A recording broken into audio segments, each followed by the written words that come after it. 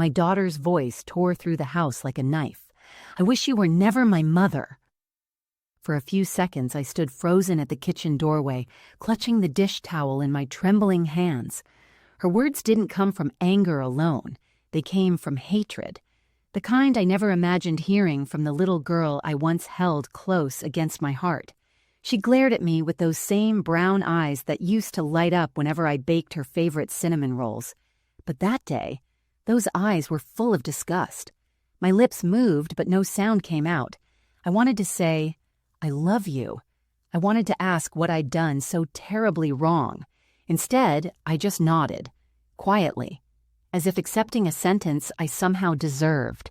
When she slammed the door behind her, the house went painfully silent. Only the old clock ticked on the wall, steady and merciless. I stood there for a long time, staring at the wooden floor where she'd dropped her phone charger earlier, and whispered, "You don't mean that, Clara. You can't." But deep down, I knew she did. That night, I didn't cry. I sat on the edge of my bed, holding an old envelope that had been hidden in my dresser for years. On it was her name, Clara Marie Lewis. I'd promised myself I would never open it, never show it, never let the truth inside destroy her world.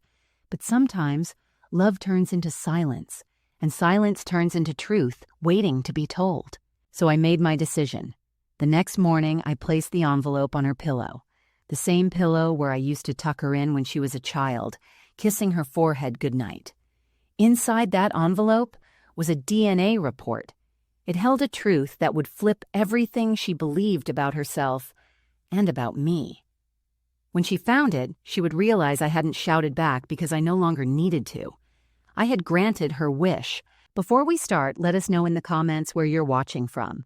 Don't forget to like, share, and subscribe for more powerful stories. My name is Evelyn Lewis, and I'm 68 years old. I live alone now in a small house that smells faintly of jasmine and cinnamon, the scent my late husband loved before he passed away 24 years ago. Every morning I wake up before sunrise. I make a pot of tea, feed the stray cat that's decided I'm her human, and water the roses in my garden. I still talk to them sometimes, whispering little things like, "You're growing beautifully, my loves." I suppose I talk to them because they're the only ones who still listen. You see, I wasn't always alone. I once had laughter echoing through these walls, the pitter-patter of small feet, the smell of crayons, the sound of bedtime stories. Clara was my entire world. After my husband died, she was the reason I kept breathing. I worked 2 jobs just to keep her in school. Every new dress she wore, every piano lesson she took, it came from the calluses on my hands and the sleepless nights I never complained about. She was my pride, my miracle. Even when she grew older and drifted away, I never stopped being her mother. I called her every Sunday, even when she rarely answered. I sent her birthday cards she never opened. I waited at the window every Christmas, hoping she'd visit. And sometimes she did, though always in a hurry, as if being around me embarrassed her.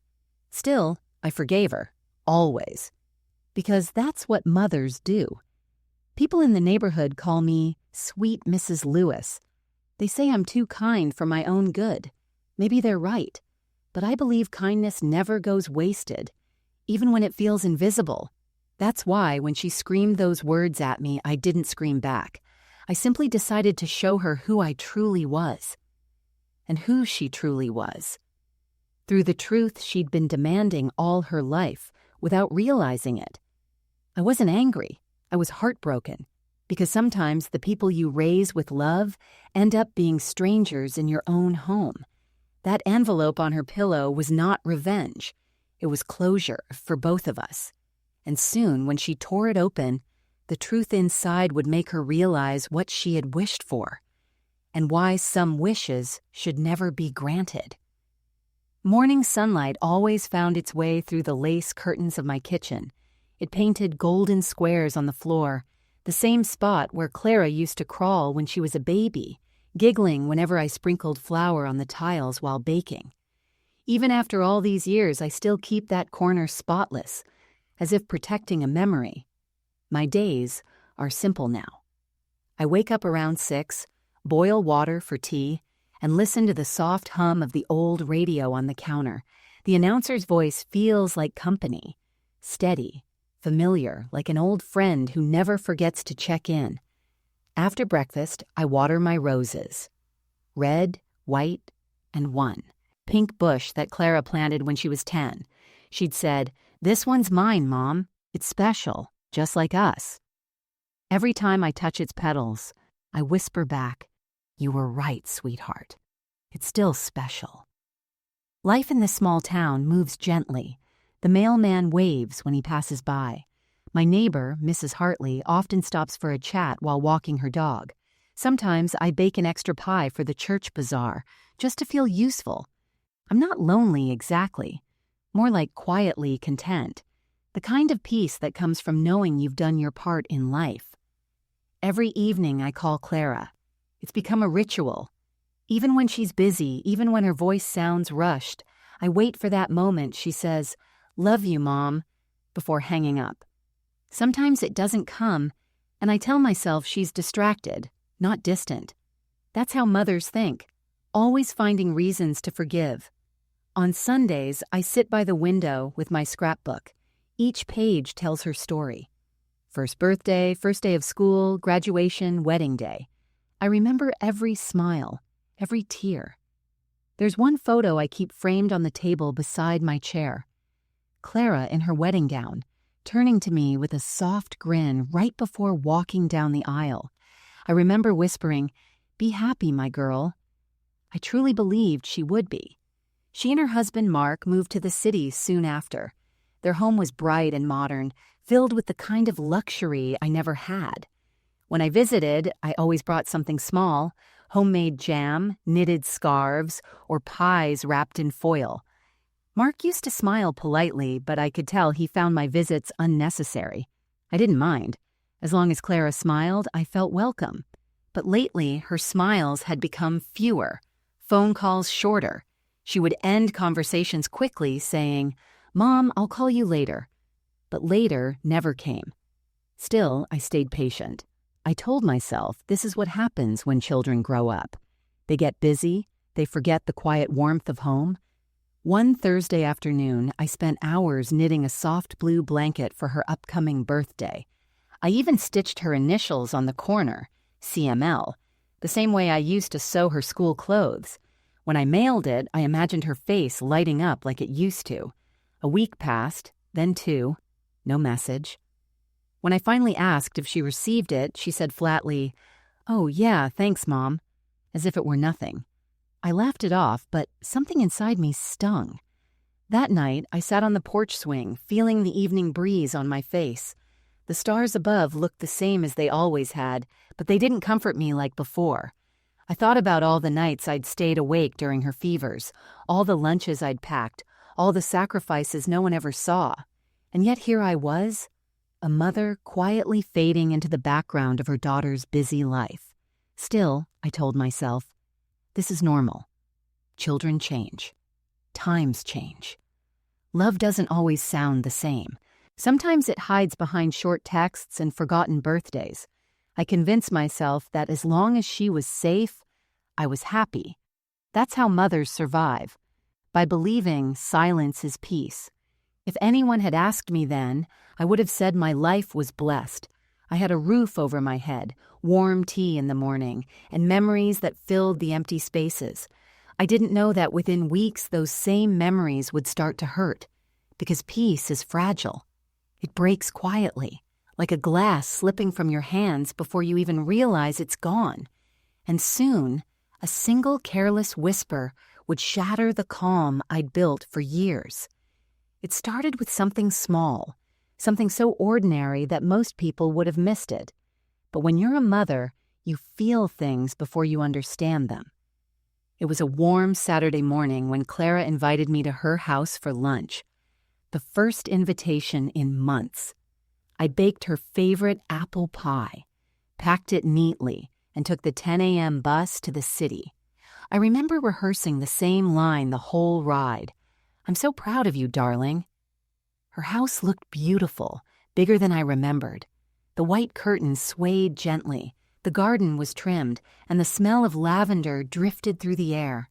When she opened the door, she smiled, but only with her lips. Her eyes didn't light up. "Hi, Mom," she said, stepping aside quickly, as if worried the neighbors might see. I laughed nervously.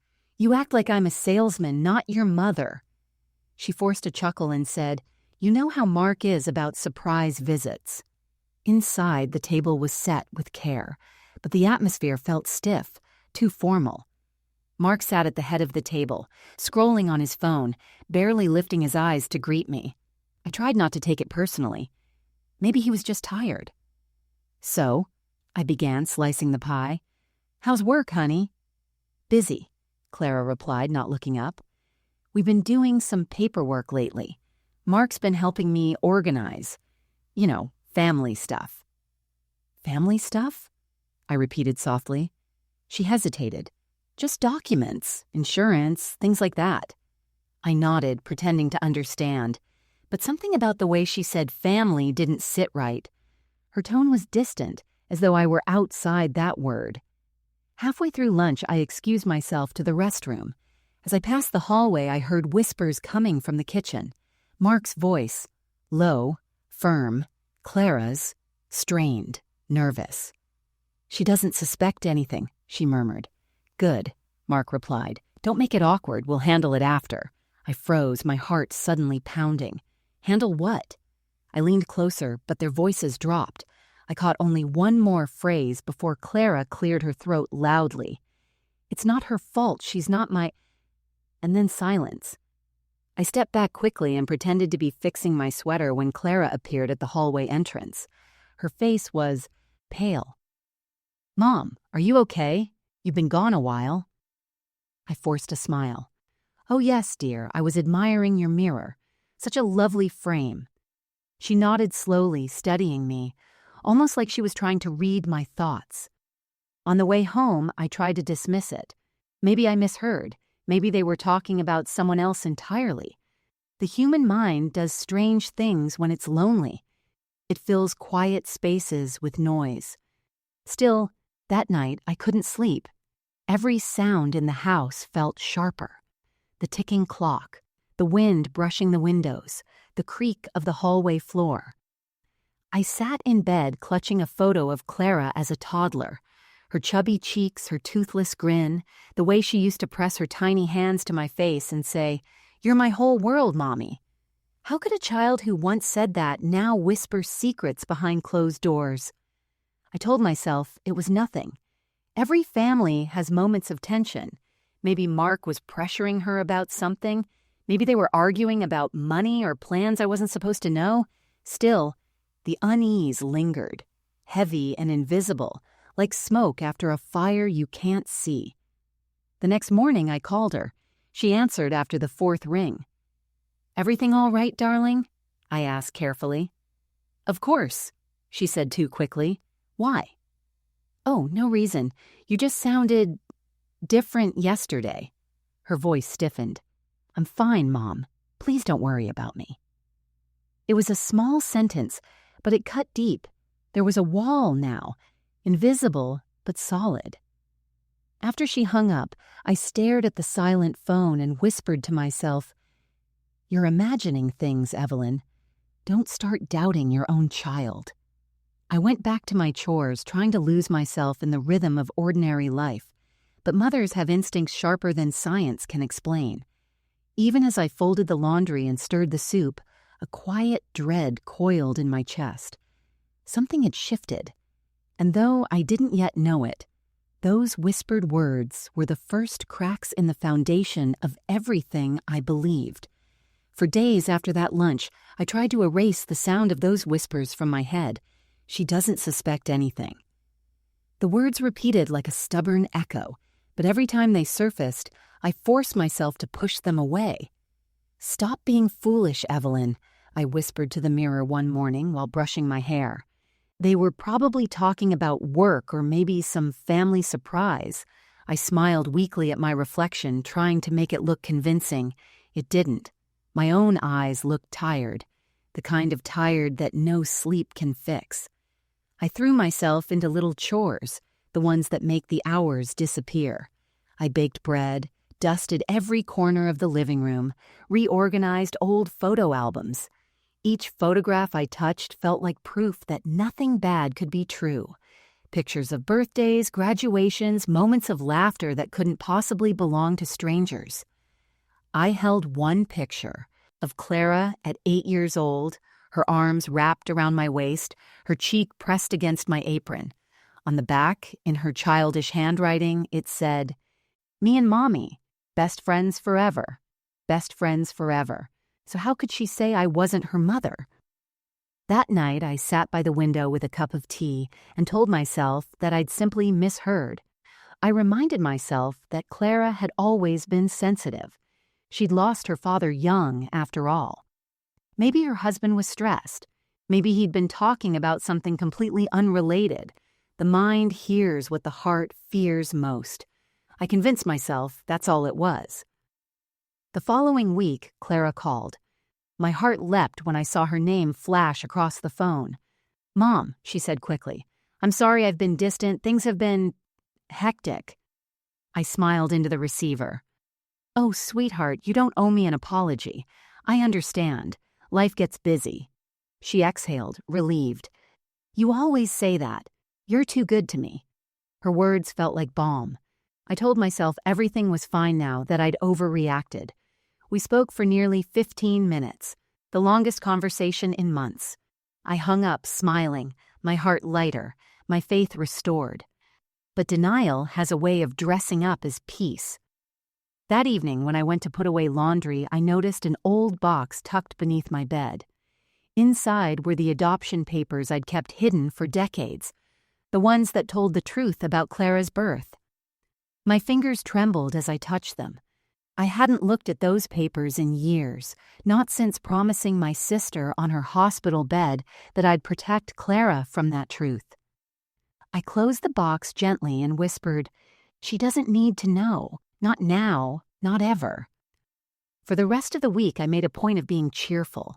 I joined the ladies from church for tea, volunteered at the library, even bought new curtains for the kitchen.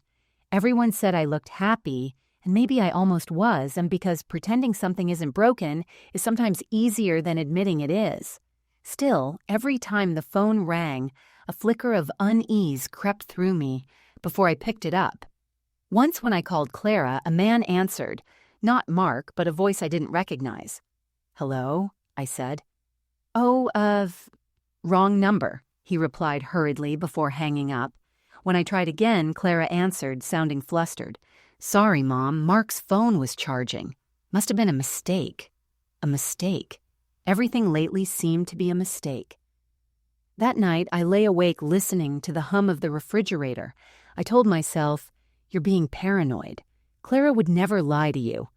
But deep down, beneath every rational thought, something small and cold began to stir. The faint outline of a truth I didn't want to see. To fight it, I filled the next day with noise. I cleaned, sang old songs under my breath, and invited Mrs. Hartley over for coffee. "You've been quiet lately, Evelyn," she said, gently. I laughed. "Just tired. You know how it is at this age. Everything takes twice the energy." She nodded, but her eyes lingered on me with worry. After she left, the house grew silent again. Silence has a cruel honesty. It doesn't let you lie to yourself for long. I stood at the sink washing the same plate over and over, whispering, "She loves me. She always has. She always will." But even as I said it, the words sounded hollow, like a prayer said too late. I wanted so desperately to believe that love was enough to keep the truth buried. But the truth, I would soon learn, was already digging its way to the surface. Quietly, patiently, ready to destroy everything I thought I knew. A week passed before I decided to visit Clara again. She hadn't called since our last conversation, and though I told myself she was busy, the silence felt heavier each day. Finally, on a cloudy Thursday morning, I packed a basket with her favorite soup, still warm from the stove, and a loaf of homemade bread. I told myself it was just a surprise visit, a mother's harmless gesture of love. The city was gray that day. The air smelled of rain and people hurried past, umbrellas half open. I remember clutching the basket a little tighter as I reached her front gate. Her house looked polished, almost too perfect, like it belonged in a magazine rather than real life. The curtains were drawn, even though it was midday. I rang the bell once, then again.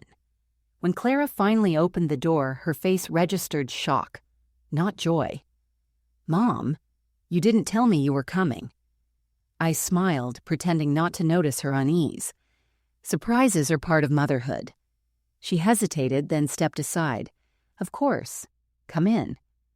Inside, the living room smelled faintly of coffee and disinfectant, a combination that made the air feel cold. A laptop sat open on the dining table, next to stacks of papers. I glanced at them instinctively. Insurance forms, utility bills, and then something that froze me mid-breath. On top of the pile lay a white envelope, the kind used by laboratories. Across the top, in bold letters, DNA relationship test results. Below that, 2 names were clearly printed: Clara Marie Lewis, Evelyn Ann Lewis. For a moment, I couldn't move. My fingers tightened around the basket handle until the wicker dug into my palms. Clara noticed where I was looking and rushed forward, snatching the envelope off the table so fast she nearly knocked over a cup of coffee. "What's this?" I asked quietly. "Nothing," she said too quickly. Her voice cracked on the word. "It has our names on it." She laughed, the kind of nervous laugh people give when they're caught off guard. "Oh, that. Mark ordered it online as a joke. You know how he is. Always curious about those ancestry things." I tried to smile, but my chest felt tight. A joke doesn't usually need official paperwork, does it? Her face went pale. "Mom, please, it's nothing serious. Just curiosity." I looked at her, really looked at her. The daughter I'd raised, loved, and protected all her life. And for the first time, I saw fear in her eyes. Not the fear of a child being scolded, but the fear of someone hiding something that could not be undone. "Do you doubt me, Clara?" I whispered. She avoided my gaze. "Of course not." I wanted to believe her.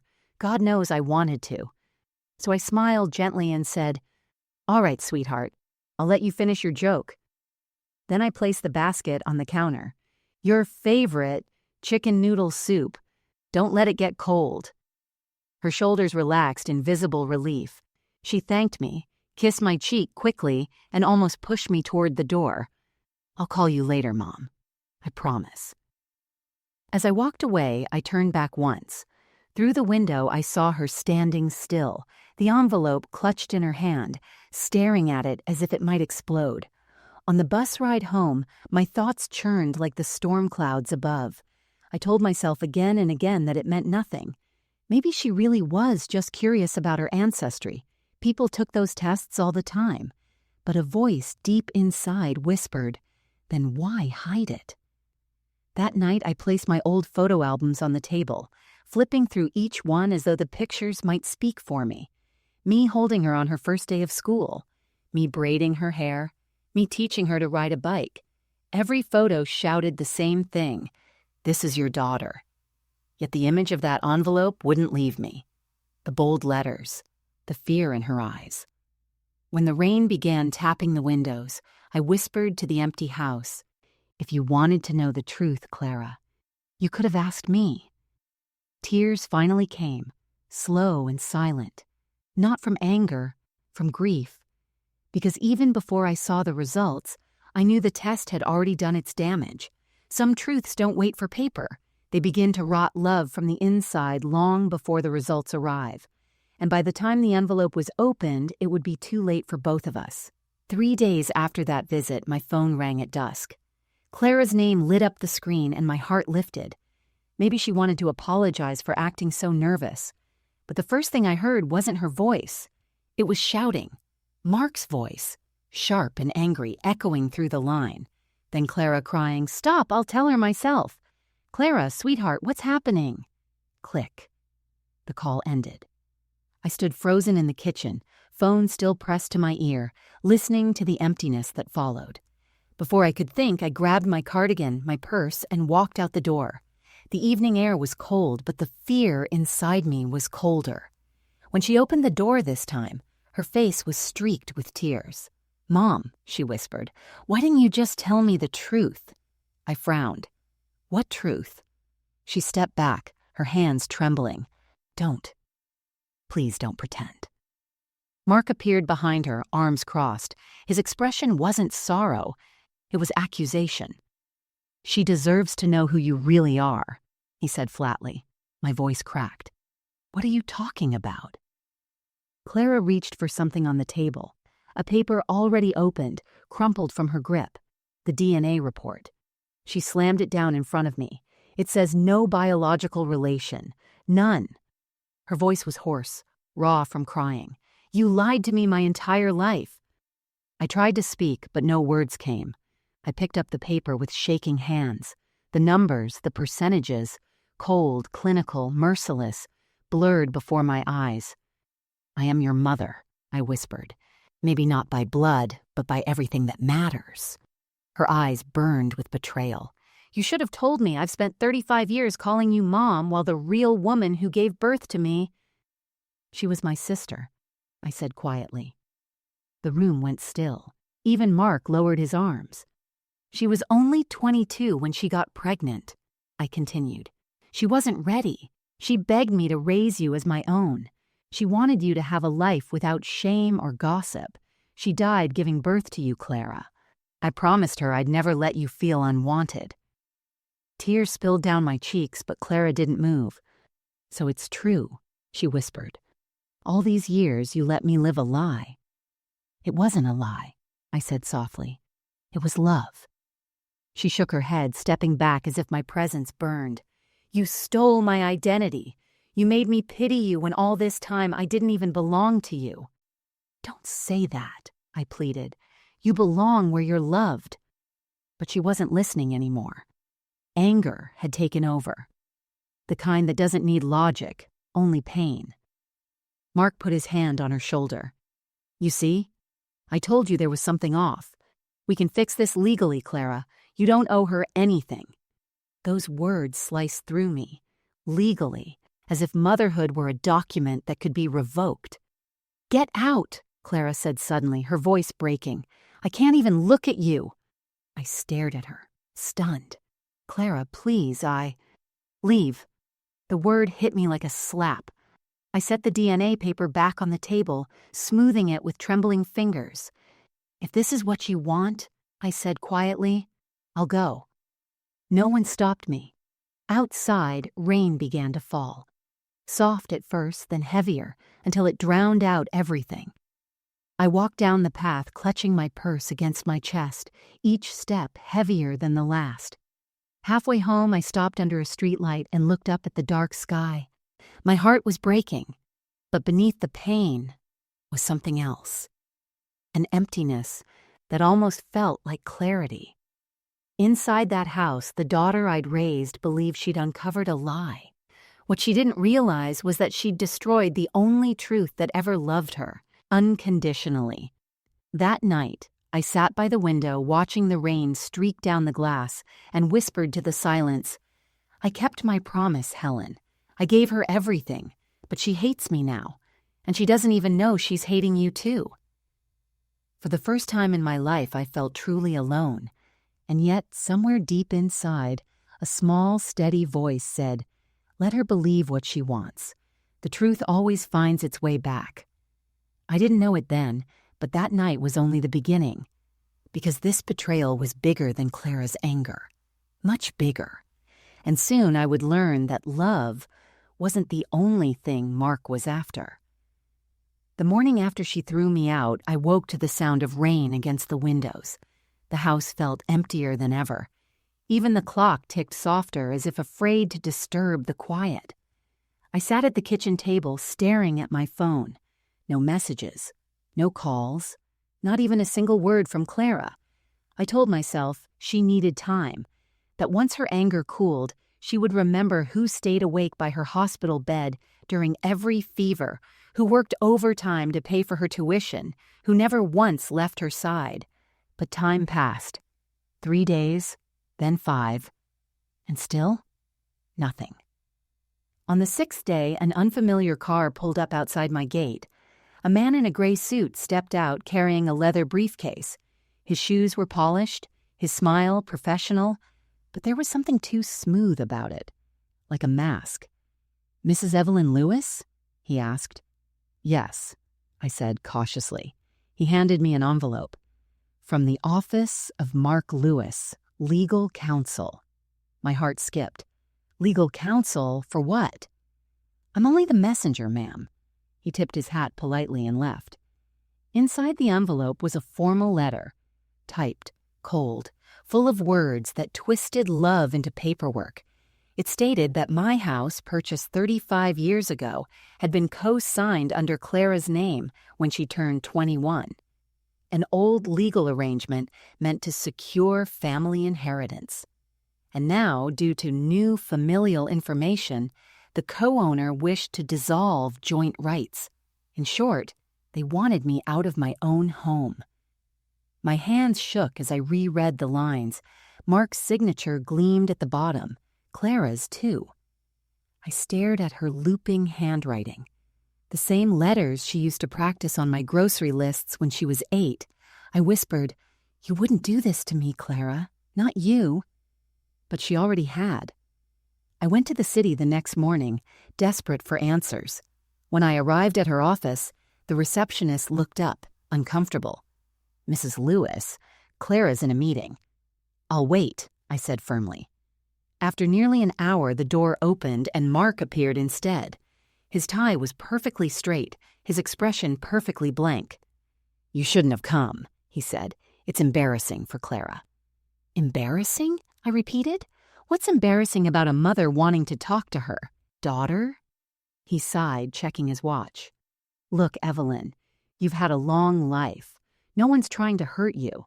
But legally, you don't have claim to Clara's inheritance or property.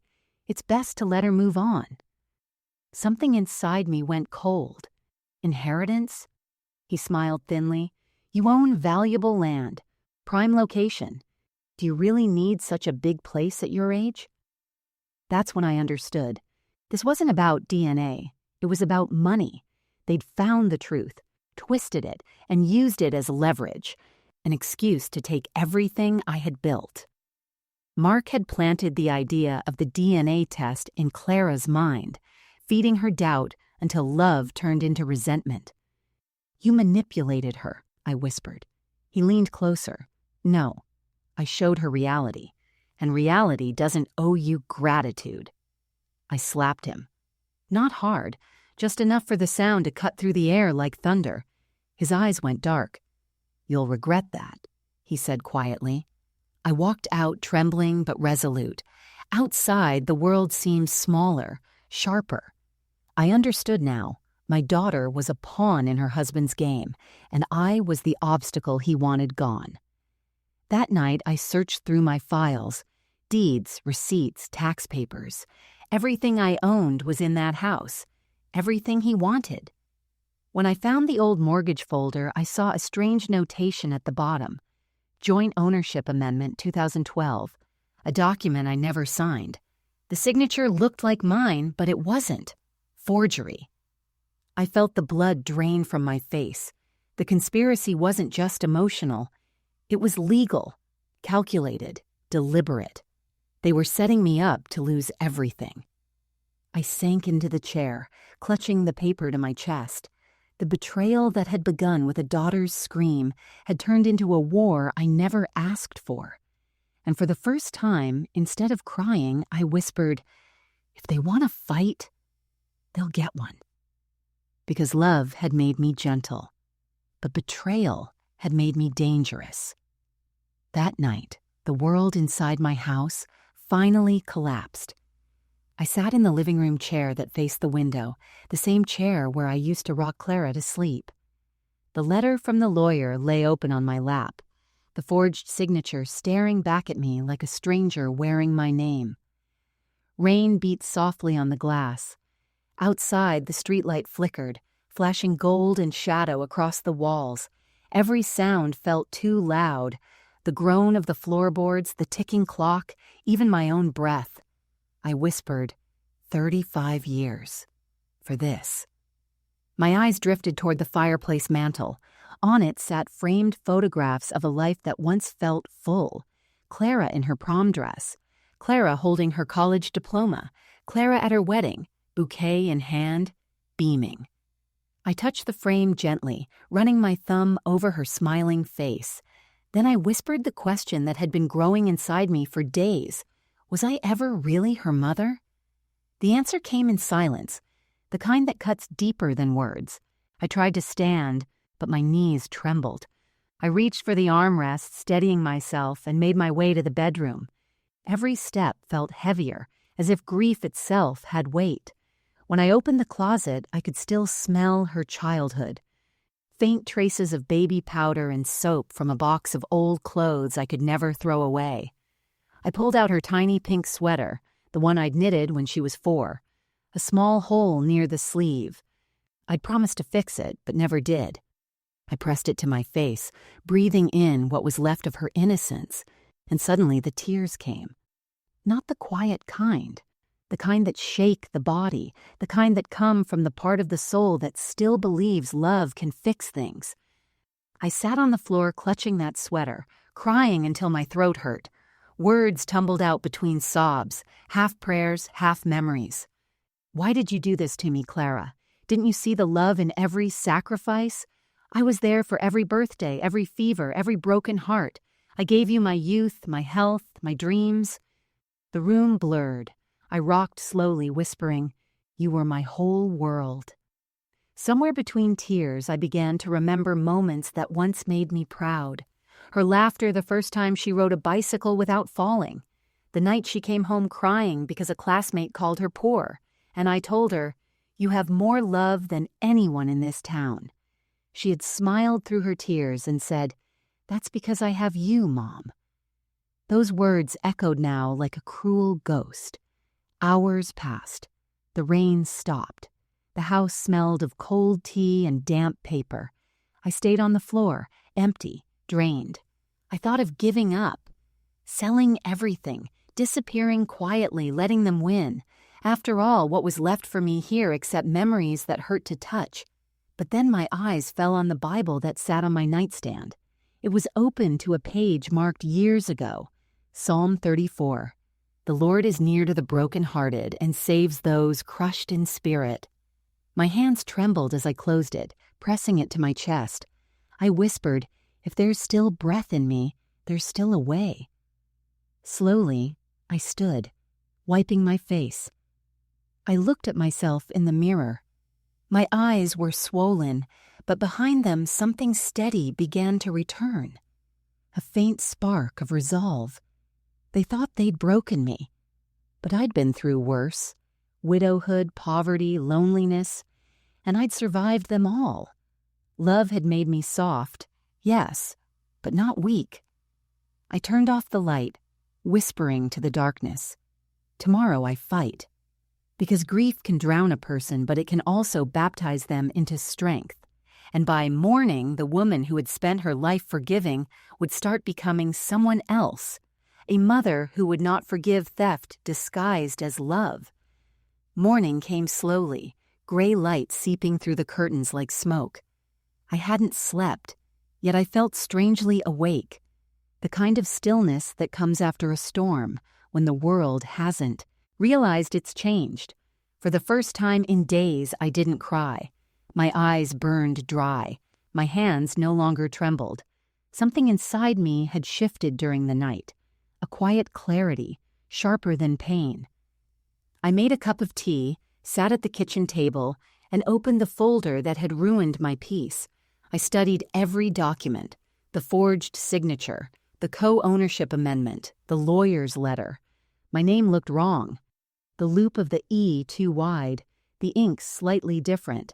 They thought I'd never notice, But a woman who has signed school forms, hospital bills, and 1,000 checks over 35 years knows her own handwriting like a fingerprint. They had underestimated me. I folded the papers neatly, placed them in a new envelope, and whispered, "If they want to play with ink, I'll answer with proof." After breakfast, I called an old friend, Thomas Reed, a retired attorney who had once helped me handle my husband's will. His voice was warm, surprised to hear me. "Evelyn, it's been years. How are you holding up?" I hesitated.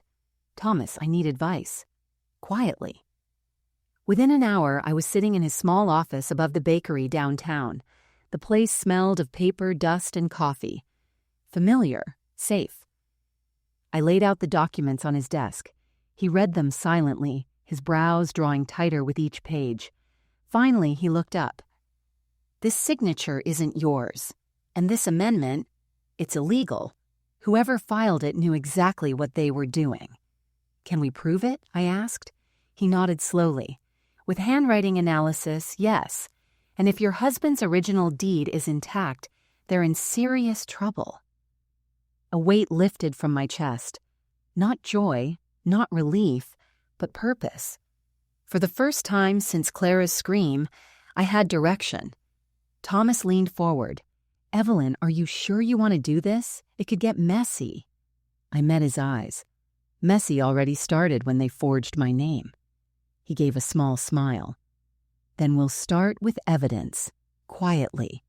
Don't confront them yet. Let them think you're broken." I nodded. I've been pretending to be strong all my life. This time, I'll pretend to be weak. When I returned home, the air felt different. I noticed things I'd ignored before, the creak in the floorboards, the sound of wind through the cracked window. Small reminders that this house, every inch of it, was mine. They would not take it. I made a list that evening, written carefully in a notebook. Retrieve original deed from safety deposit box. Contact bank for signature records. Request handwriting verification. Keep every message, every letter. Do not let Clara know. At the bottom, I added one final line.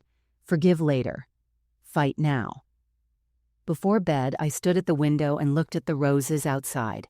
The pink one, Clara's rose, had begun to wilt.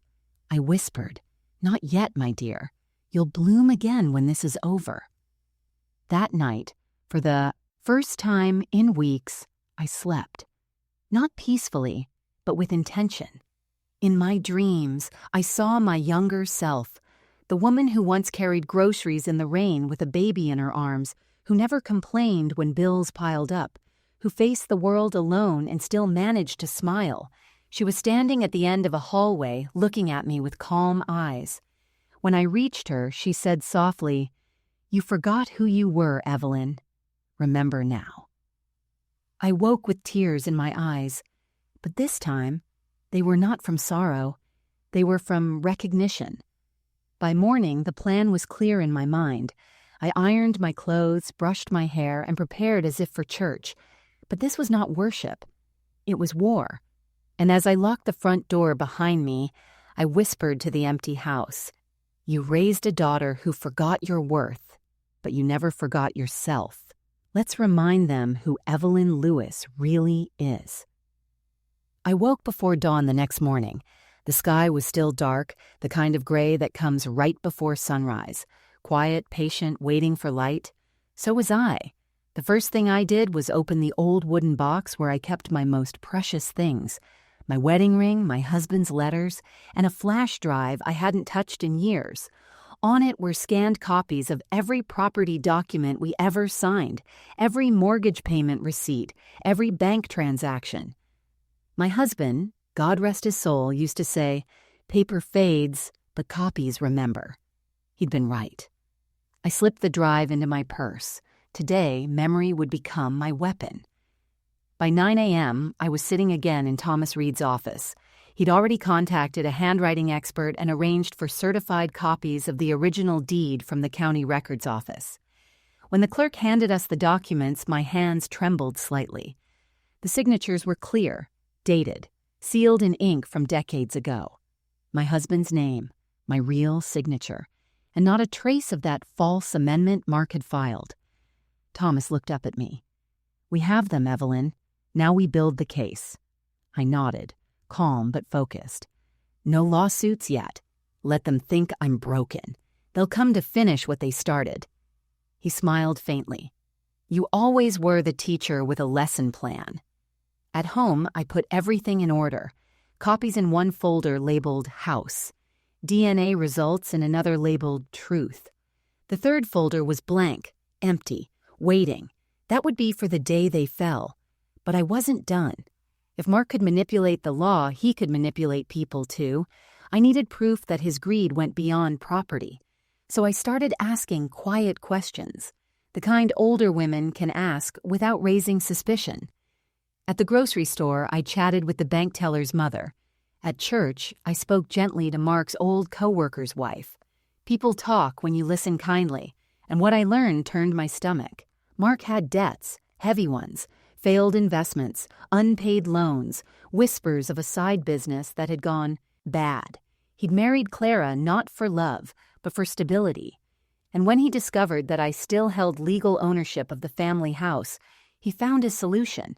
He'd pushed Clara into the DNA test, planted seeds of resentment, and used her grief to justify a legal attack. It wasn't about truth. It was about profit.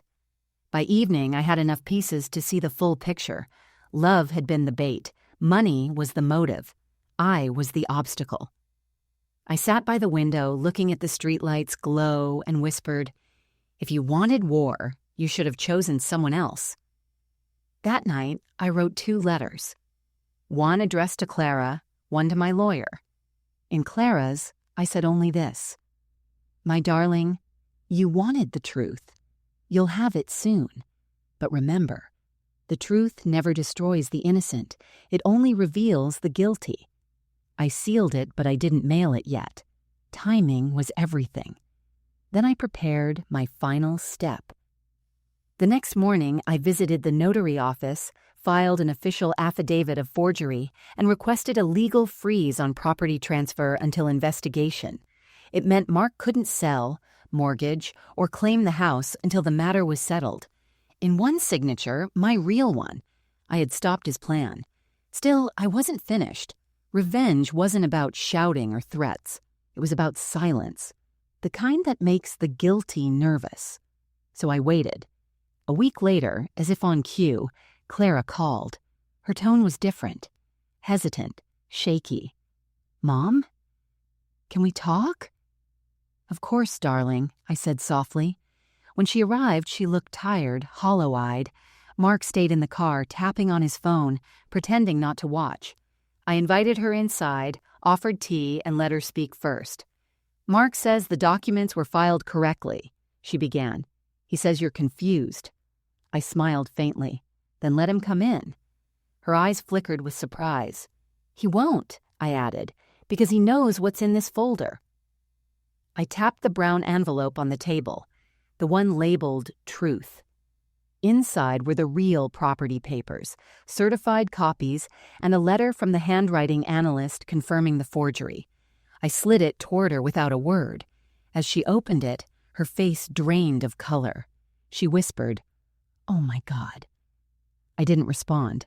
I just said, "Take this to him. Tell him the game's over." Her hand shook as she took the folder. She turned to leave, but I stopped her with one last sentence. "Tell your husband that the woman he tried to destroy taught his wife how to read, and I never forget my lessons." That night, I slept peacefully, not because I'd won, but because the fight had finally begun. The days that followed were eerily calm, the kind of calm that comes right before thunder. Clara didn't call. Mark didn't show his face. But I knew they were both waiting for something. A reaction, a mistake, a crack in my silence. They didn't know that silence was my weapon now. Every morning I carried on like nothing had changed. I watered the roses. I waved at neighbors. I baked a pie and sent one to the church fundraiser. But inside my house, on the dining table, 3 brown folders sat neatly stacked. House, Truth, and Evidence. Every document, every signature, every voice message was in place. Thomas, my lawyer friend, had gone quiet too, intentionally. He was waiting for the forgery investigation to finalize. He told me, "Stay still, Evelyn. Let them walk right into it." And so I waited. Until one bright Monday morning, I got the call. "Mrs. Lewis," said a calm voice, "this is Officer Ramirez from the County Property Office. We've completed the handwriting verification. The amendment filed in 2012 was indeed forged. The signature is not yours. You're the sole legal owner of the property." I closed my eyes. For a moment, I couldn't breathe. When I finally spoke, my voice trembled. "Thank you, officer." I hung up and sat still for a long while, feeling both victory and grief in my chest, because justice and heartbreak often arrive together. That afternoon, Clara appeared at my door. She didn't call first, she just showed up. Her makeup was smudged, her expression anxious. Behind her, parked by the curb, was Mark's black car. He didn't step out, but I saw his shadow behind the windshield, watching. "Mom, can I come in?" she asked quietly. I nodded. Of course. Inside, she looked around as if the walls themselves might accuse her. "You talked to the lawyer, didn't you?" she said finally. I poured her tea, calm as ever. "Your husband forged my signature, Clara." She winced. "He said it was a misunderstanding." "Did he also say it was a misunderstanding when he filed a claim to evict me from my own home?" She looked away, shame flickering across her face. "He said you'd agree to sell the house eventually, that you didn't really need it." I studied her, the daughter I'd raised to be kind, now trembling between love and manipulation. "I don't need the house," I said softly. "But it was never about the house. It's about the truth." She opened her mouth to speak, but I stopped her. "Clara, do you know what your husband's been hiding from you?" Her brows furrowed. "What do you mean?" I stood, walked to the drawer, and pulled out a small white envelope. The same one she had once used to destroy me. But this time, the name printed on it wasn't mine. It was Mark Lewis. Her hands shook as I placed it in front of her. "What is this?" she whispered. "His DNA report," I said. "You're not the only one who can order the truth." Her eyes darted toward the window where Mark's car waited. "What are you talking about?" "Ask him why he filed to inherit land under your name," I said. "Ask him who his biological father really was." She blinked, confused. "Your husband isn't who he says he is," I continued. "He's been hiding his real parentage, and the man he calls his uncle was actually his father, the same man who once worked for your aunt before she died." Her breath caught. "How do you know that?" "Because your aunt told me everything before she passed," I said softly. "And now I have proof." She pressed her hands to her mouth. Oh my God. Outside, the car door slammed. Mark stormed toward the porch, his face tight with anger. I could hear his shoes pounding the steps before he burst through the door. "Evelyn," he hissed, "you're making a mistake." "No, Mark," I said calmly. "You made it the day you underestimated me." He pointed a finger at me. "You can't prove anything." I slid the second folder, evidence, across the table. "Maybe not to you, but I've already sent copies of these to the court and to Clara's lawyer, and tomorrow Officer Ramirez will serve you with notice." For a moment, silence filled the room. Then, like a trapped animal, Mark's expression changed, fear flashing behind his anger. Clara stood frozen, watching the man she thought she loved unravel in front of her. "Mark," she whispered, "is this true?" He didn't answer.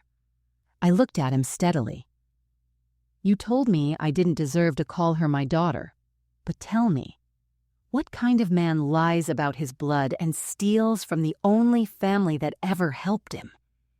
He had no words. His jaw tightened, his fists clenched. And then he turned, storming out the door. When the car roared away, Clara stood trembling, her face pale. "Mom," she whispered, "what have I done?" I said nothing. I simply walked to her, placed my hand gently on her shoulder, and said, "The truth isn't finished yet. Tomorrow everyone will know what kind of man he really is." And for the first time in months, I saw something fragile return to her eyes. Not forgiveness yet, but realization. The storm had finally begun. But for once, I wasn't afraid of thunder. The next morning dawned bright and quiet, too quiet for a day that would change everything. I woke early, dressed in my soft blue cardigan, and made tea as if it were any other morning. But on the table beside my cup sat the sealed envelope that Officer Ramirez had delivered the evening before, an official notice for the hearing regarding the forged property claim. By noon, I was walking toward the county hall. The air was crisp, the kind that carries every sound: footsteps, whispers, heartbeats. Outside the building, a small crowd had gathered. Neighbors, family acquaintances, a few church members who'd heard the gossip. And at the center of it all stood Clara and Mark. He wore his usual polished suit, jaw tight, eyes dark. Clara looked smaller than I remembered, her hair tied back hastily, her face pale with shame and worry. When she saw me, she hesitated, then whispered, "Mom." But Mark's hand clamped around her arm. "Let's just get this over with," he muttered. Inside the hearing room, fluorescent lights hummed above us. The clerk called the session to order, and the officer began to read the findings. As the words unfolded, my heart thudded softly but steadily. After review by forensic analysts, the document filed as Joint Ownership Amendment 2012 has been confirmed as a forgery. The signature of Mrs. Evelyn Lewis does not match verified handwriting samples. Additionally, the filing record traces back to Mr. Mark Lewis using an unregistered notary service. Therefore, the ownership of the property remains solely under Mrs. Lewis. Gasps filled the room. Whispers rippled across the benches. Mark's face went rigid. No color, no expression, just a blank mask trying to hold. Clara covered her mouth, her eyes wide. The officer continued, "Due to the fraudulent nature of this filing, Mr. Lewis may face further investigation for document tampering and property misrepresentation." That's when Mark lost his composure. He slammed his hand against the table. "This is ridiculous. She's lying. The woman's delusional." But his voice cracked. Everyone heard it. I stayed seated, calm. Years of heartbreak had burned away every trace of fear. When I finally spoke, my tone was soft but clear. "I've been called many things in my life, Mr. Lewis, but a liar is not one of them." The clerk silenced him and gestured for me to present any final statements. I stood holding the brown folder labeled Truth. Slowly, deliberately, I opened it. Not for the court, but for Clara. "This isn't just about property," I began. "It's about how easily love can be turned into a weapon when greed whispers the right words." I looked straight at my daughter. "Clara, you wanted to know the truth of your blood. You wanted proof of who you are. But sometimes, the truth that matters most isn't written in DNA. It's written in sacrifice." Tears welled in her eyes. Then I turned back to the officer. "But since facts seem to be what everyone values, I've brought one more." I reached into the folder and lifted another sealed report. Mark's DNA test. "This document," I said quietly, "confirms that the man standing beside my daughter is not who he pretends to be. His legal surname doesn't match his biological record. The man he claims as his uncle, the one whose name he used to build his reputation, was his real father." The room erupted in murmurs. Mark's jaw dropped. You went digging through my life?" I met his fury with calm. "No, I simply protected the woman you tried to destroy." Clara turned to him, eyes full of horror. "Is it true, Mark?" He didn't answer. He didn't have to. The silence was answer enough. The officer banged his gavel. "Order in the room!" But it was too late. The truth had already exploded. Reporters from the local paper began snapping photos. One of them whispered, "Family fraud case. daughter's husband forged documents, falsified identity. I sat back down. For the first time in months, my hands were steady. The world, which had felt upside down, was slowly turning upright again. When the hearing ended, Mark stormed out, his career and reputation shattered. Clara remained seated, tears streaming quietly. She looked at me with the face of a little girl again, lost, frightened, and full of regret. As people filed out, she whispered, "Mom, I didn't know. I swear I didn't know." I placed my hand over hers and said softly, "Now you do." Outside the courthouse, the same crowd that had once pitied me stood silent, watching me walk down the steps. But this time, they didn't see a weak old woman. They saw a mother who had been broken, betrayed, and yet refused to bend. The sun was setting, golden light spilling across the pavement like a quiet reward. I turned once to look back at Clara. She stood alone at the top of the stairs, crying softly. For the first time in years, I didn't chase after her. Some distances need to be felt before they can be closed. I walked away, my head held high. The truth had done what I could not. It had spoken for me. A week passed after the hearing, yet the echoes of that day lingered everywhere. The phone stopped ringing. The neighbors who used to whisper about me now waved gently from across the street, their eyes softer, almost apologetic. Justice had been served, but it didn't feel like victory. It felt like silence. Deep, still, heavy silence. I spent my mornings tending the roses again. The pink bush, the one Clara had planted as a child, had begun to bloom anew. Its petals opened slowly, shyly, as if afraid of the world outside. I whispered to it, "You see? Even pain can grow into beauty." The legal matters were settled quickly after that. Mark was charged with document forgery and fraud. His business partners cut all ties. Clara filed for separation within days. When Thomas brought me the final documents confirming my sole ownership, I signed them quietly and slid them into the drawer. There was no joy, no triumph, only relief. For 35 years, I had carried the weight of motherhood like a shield. Now I carried only myself. But the hardest part wasn't the case. It was the waiting, wondering if my daughter would ever come home. 3 evenings later, just before sunset, I heard a soft knock at the door. When I opened it, Clara stood there, clutching a small suitcase. Her face looked thinner, her eyes red from crying. For a long time, neither of us spoke. Finally, she whispered, "Can I come in?" I nodded. She stepped inside slowly, as if walking into a memory she wasn't sure she was allowed to touch. The house smelled of cinnamon again. I had baked earlier, out of habit. She glanced at the table where the brown folders used to sit. "It's empty," she said quietly. "Yes," I replied. "There's nothing left to fight over." We sat in silence for a while. The clock ticked, the kettle hissed, and the distance between us felt like a living thing. "I'm sorry," she said finally, her voice breaking. "I let him twist everything. I thought you were lying to me. I thought you'd taken my life and made it yours." I looked at her, really looked at her, and for the first time, I didn't see the angry woman who had screamed those cruel words. I saw my little girl, trembling in fear that she'd destroyed something she couldn't fix. "Clara," I said softly, "you were lied to, but not by me." She shook her head, tears streaming down. "I don't deserve your forgiveness." "Maybe not," I said gently, "but forgiveness was never about deserving." She looked at me through her tears.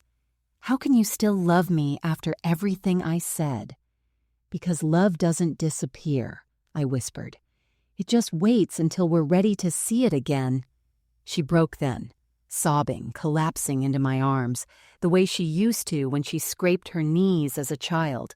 And I held her, not as proof of victory, but as proof that even the deepest wounds can stop bleeding if the heart still remembers warmth.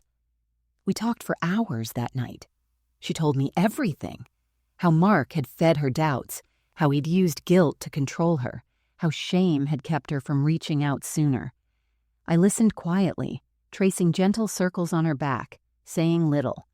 Sometimes love doesn't need words, it only needs presence. Before she left that night, she paused at the door and looked back. "I want to start over," she said, "if you'll let me." I smiled faintly. "Start with truth, Clara. The rest will follow." After she was gone, I stood on the porch, watching her car disappear down the road. The sun had set, and the first stars blinked softly in the sky. I felt tired, but it was a peaceful kind of tired, the kind that comes when you finally laid something heavy to rest. In the following days, I began writing again. A letter, not for anyone else, but for myself. I wrote about love, motherhood, and the strange way truth can break us and heal us at the same time. I ended it with one simple line. You can lose everything, your name, your blood, your home, but if you keep your dignity, you still win. I folded the letter and placed it inside my Bible, beside Psalm 34, the verse that had carried me through the darkness. That night, I lit a single candle and whispered into the glow, "It's over." The house felt lighter, as if even the walls could breathe again. The storm had passed, and though some nights I still woke from dreams of Clara's angry voice, I no longer cried. Because now, when I closed my eyes, I saw her pink rose blooming again, soft, alive, and reaching for the sun. Some stories end with celebration. Mine ended with quiet. It's been 6 months since the day everything came to light. The world has moved on, but within these 4 walls, time flows differently. Slower, softer, almost grateful for the calm that finally returned. Every morning I still make tea and water my roses. The pink one, Clara's rose, blooms the brightest now. It reminds me that even things once broken can learn how to live again. Clara visits every Sunday. She no longer knocks hesitantly or avoids my eyes. She comes carrying small things, fresh bread from the bakery, new seeds for the garden, sometimes a box of old photos she wants to look through with me. We sit by the window, laughing quietly over the faces frozen in time. Once she asked me, "Do you ever wish I hadn't found out? That everything had stayed a lie?" I looked at her, smiled, and said, "No. The truth hurt us, but lies would have buried us." That's the strange thing about truth. It cuts, but it also cleanses. It stripped us down to what was real and left only what mattered, love without illusions. When people ask what forgiveness feels like, I tell them it's not a grand gesture. It's a small breath at dawn when you realize your anger finally ran out of places to live. It's the silence that doesn't ache anymore. Sometimes I still see Mark's face in my mind. Not in anger, but as a reminder of how greed can disguise itself as ambition and how easily love can be used as a tool. I don't hate him. He gave me a lesson no teacher could have taught, that peace is not given, it's reclaimed. I think often about my sister, Clara's birth mother. I hope wherever she is, she knows I kept my promise. I gave her daughter a life built on love, even if that love was tested beyond measure. Maybe this was her way of teaching me too, to love without possession and to let truth, not fear, have the final word. Last week, Clara brought a new picture frame. It holds 3 photos side by side, one of her wedding, one of her as a child sitting on my lap, and one recent picture of us in the garden. In that last photo, we're both smiling. Not the forced kind of smile you give for the camera, but the quiet, forgiving kind that says we survived. That frame sits on the mantel now, where the old papers and letters used to be, proof that sometimes the most powerful justice isn't punishment, but understanding. In the evenings, I sit on the porch as the sun sets, the sky painted gold and pink, and I think about everything I've lost, and everything I found in return: dignity, peace, myself. If I've learned one thing, it's this: truth may destroy comfort, but it also frees the soul. Love isn't proven by blood or by law. It's proven by who stays when the world walks away. And forgiveness, true forgiveness, doesn't mean forgetting what was done. It means refusing to let it define what comes next. The world can take your money, your reputation, even your family. But if you hold on to your kindness, you're still rich. If you keep your word, you're still strong. And if you can look at yourself in the mirror without shame, you've already won.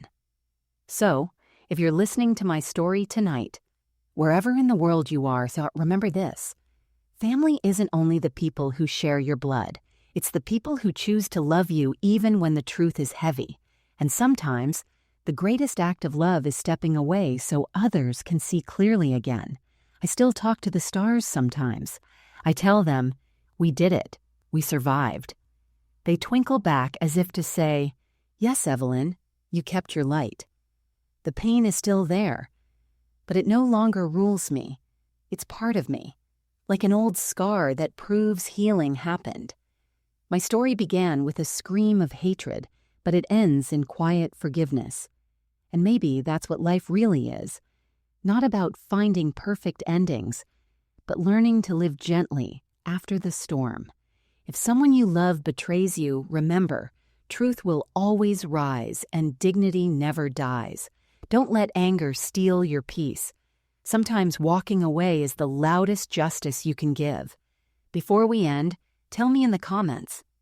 If your own child said, I wish you were never my mother, would you still forgive? And if this story touched your heart, don't forget to like, share, and subscribe to Voices of Auntie Lia for more stories that remind us love can break, but it can also heal.